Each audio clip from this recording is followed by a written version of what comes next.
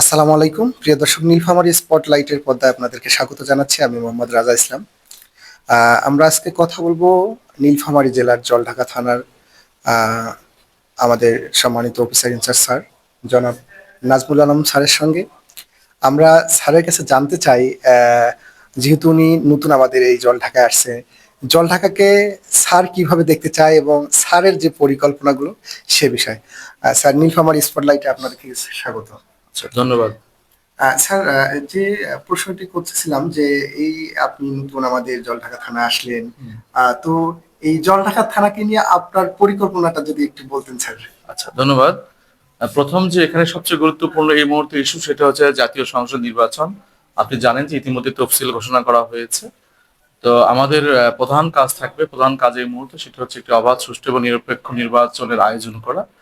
এবং আমার থানার পক্ষ থেকে বা আমি পুলিশ প্রশাসনের পক্ষ থেকে আমরা সর্বোচ্চ চেষ্টা করব যাতে আইন শৃঙ্খলা পরিস্থিতির অবনতি না হয় নির্বাচনকে কেন্দ্র করে, এবং একটি উৎসবমুখর পরিবেশে যেন সকলেই ভোট দিতে পারে। এটি হচ্ছে আমাদের প্রথম টার্গেট। এটা নিয়ে আমরা কাজ করছি।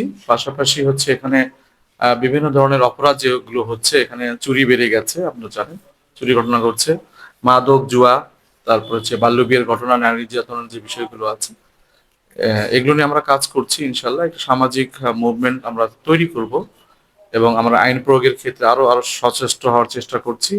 আমার অফিসারদেরকে নিয়ে আমরা বসছি, বিভিন্ন পরিকল্পনা করছি যে কিভাবে এই অপরাধগুলো কমানো যায়।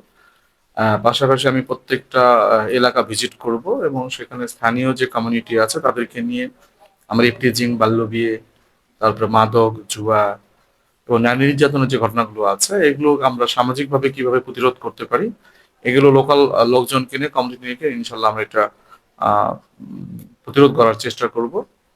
আর একটি বিষয় সেটা হচ্ছে আমি সম্মানিত অভিভাবকদের প্রতি অনুরোধ করব যে আপনার সন্তানের প্রতি একটু লক্ষ্য রাখুন, তারা কোথায় যায়, কার সঙ্গে মেশে। এবং আমি সন্ধ্যার পরে যখন রাউন্ডে বের হই তখন বিভিন্ন জায়গায় দেখি যে সন্ধ্যার পরে রাত 8টা 9টা 10টা পর্যন্ত একজন স্টুডেন্ট বাইরে ঘোরাফেরা করে, বিভিন্ন জায়গায় আড্ডা দেয়।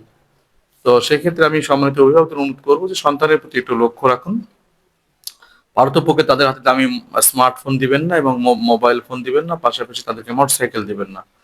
এবং চেষ্টা করবেন তাদেরকে তারা তারা তারা তাদেরকে নৈতিক শিক্ষায় শিক্ষিত করার জন্য, এবং তারা যাতে সন্ধ্যার পরে বা গভীর রাত পর্যন্ত বাইরে আড্ডা না দেয়, এই বিষয়টা একটু নিশ্চিত করতে হবে।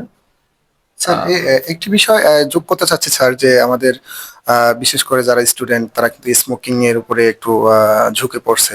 তো হচ্ছে আমাদের জলঢাকা থানার যতগুলো স্কুল কলেজ আছে এর আশেপাশে যে দোকানগুলো রয়েছে স্যার, আমরা একটু যদি লক্ষ্য করি তাহলে কিন্তু সেখানে সিগারেট জাতীয় যে মাদক দ্রব্য এটা পাওয়া যায় স্যার। এই বিষয়ে থানা পুলিশ কি পদক্ষেপ গ্রহণ করবে বলে আমরা আশা করতে পারি স্যার?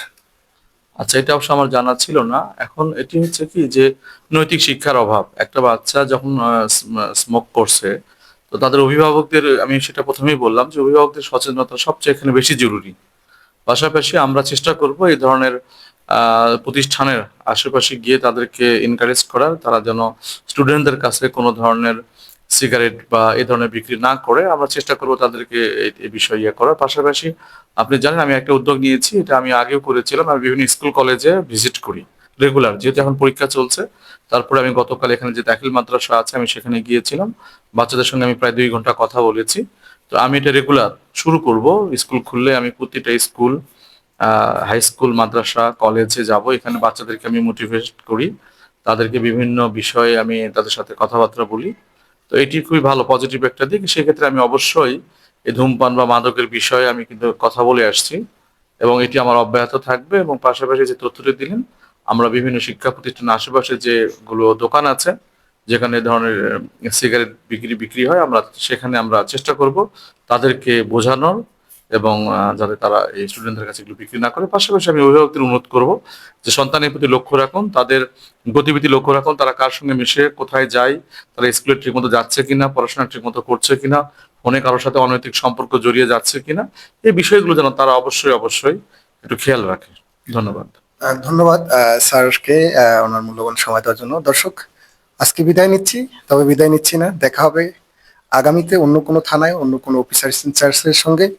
তবে যাওয়ার আগে একটি মেসেজ: প্রচন্ড শীত, আপনার সন্তানকে নজরে রাখুন, তাকে গরম কাপড় পরিধান করুন এবং বাসায় যে বৃদ্ধা মা রয়েছে তার দিকে খেয়াল রাখুন।